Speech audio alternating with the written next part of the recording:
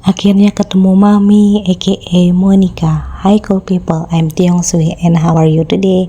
Kalian jangan salah paham ya, aku panggil dia Mami. Jangan kalian pikir dia udah punya anak dan sudah menikah. Dia belum punya anak dan dia belum menikah. Kenapa aku sebut Mami? Karena itu udah panggilan aku dan teman-temanku dari SMA.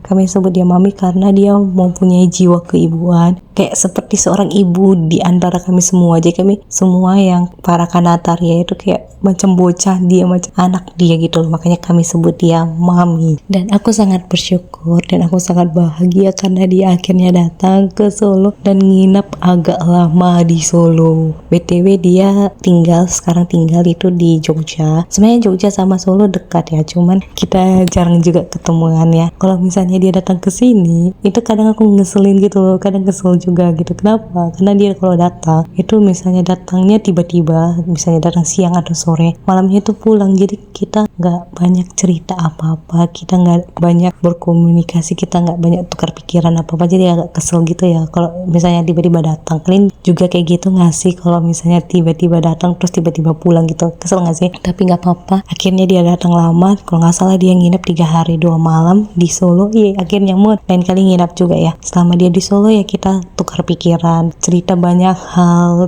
banyak experience yang aku baru lakukan gitu bersama dia. Sebenarnya ada satu hal yang aku sesali waktu Monica berada di Solo, bukan waktu Monica datang ya. Cuman yang aku sesali adalah aku tidak buat konten banyak-banyak.